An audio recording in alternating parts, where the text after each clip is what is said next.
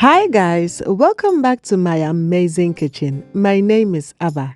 In today's video, as you can see, we are going to be making some delicious tuna pie. So come along and let's get right into the video. For our pie, we'll need some butter, which I have cut into cubes, tuna, chopped onion, blended onion and garlic, nutmeg and salt, and some all-purpose flour. In a food processor, go ahead and add your all-purpose flour and then add your nutmeg and your salt. Mix everything together until well combined. Next, I'm going to go ahead and add my butter, which I have diced. You don't necessarily need to make this pie dough with your food processor. I will link up a video somewhere up here or down below to check out how you can make this pie without a machine. Now cover your food processor and pulse this until your butter is well incorporated in your flour. It took me literally 30 seconds to incorporate my butter. When your butter is well incorporated, your flour should look like coarse sand. Transfer this into a bowl and then go ahead and add your blended garlic and onion.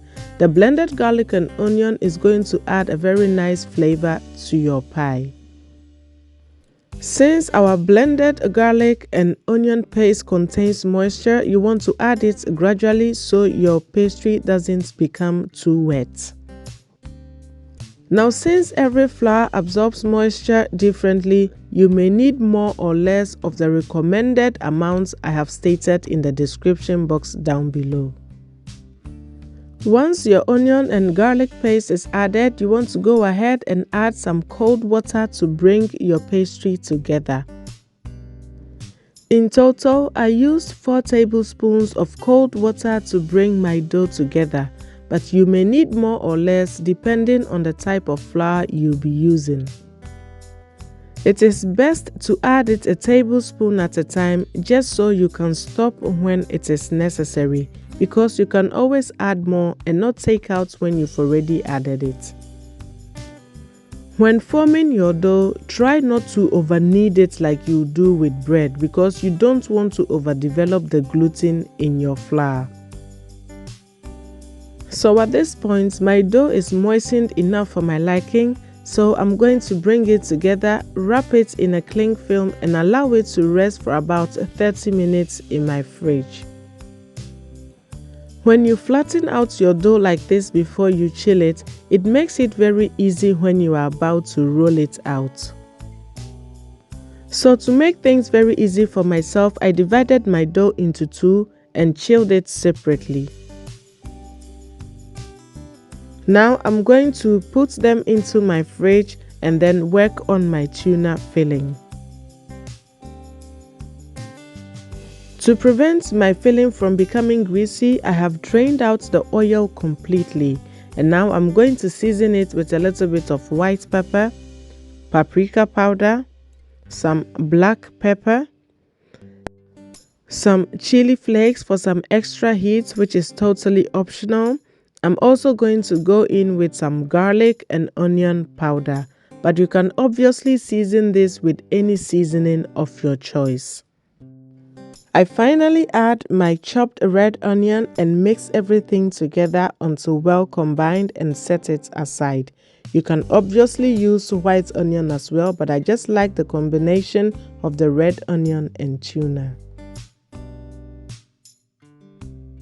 So we are about to roll our pie dough now, and to do that you want to sprinkle your work surface with just a little bit of flour to prevent it from sticking, and I do the same with my rolling pin as well. Don't overdo the sprinkling of the flour or it is going to take away from the richness of your pie. I find that the dough doesn't stick if you turn it after each roll. It also helps to keep it round when you keep rolling and turning frequently. Now roll out your dough up to about 1 inch to 1/2 inch thick. You don't want it too thin but also not too thick. So when you get to the consistency you want, you are going to cut out your desired shapes. Today I'm cutting out my shapes with my sandwich cutter, but any cutter of your choice will do. So once your shapes are cut out, you want to go ahead and spoon some of the tuna filling onto your pie dough and then seal it in to keep it intact. In my case, I add 2 of the cut out shapes on top of each other and then press it down with my sandwich press.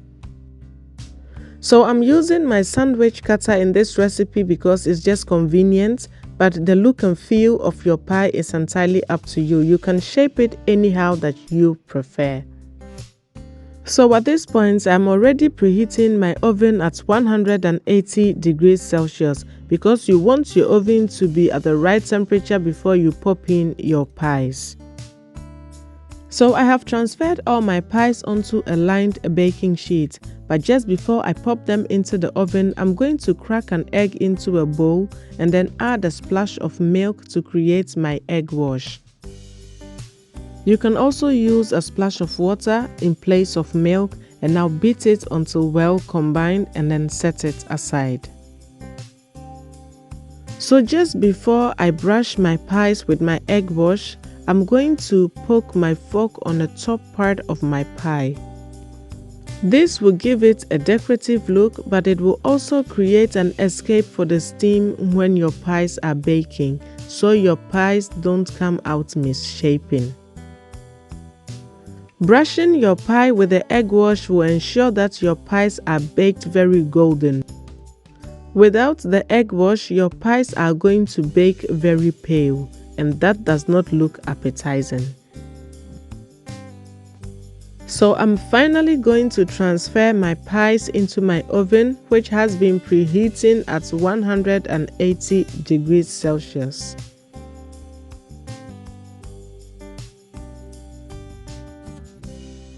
I'm going to bake my pies for about 25 to 30 minutes, and this will differ depending on the type of oven you are using. So after 20 minutes, just keep an eye on your pie and check if they are done. And here we are. After 25 minutes, our pies are done, looking all golden, beautiful, and delicious. I don't know if you can tell, but because we used butter in this recipe, the pie is giving me puff pastry kind of vibes, if you know what I mean. I normally like to use margarine in my pies, but today I just wanted to go for some good old butter. So in as much as we are in a hurry to eat this, it is best to wait for your pies to cool down slightly for all the juices in the filling to set before you eat them.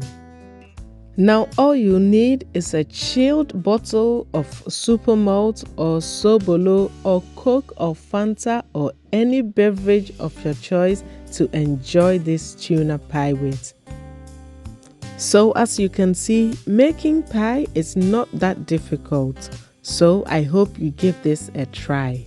So until I come your way next time with another amazingly delicious recipe, please bake this pie with love and see it radiate through the hearts of your family. Thank you so much for watching, guys, and see you in my next video. Bye!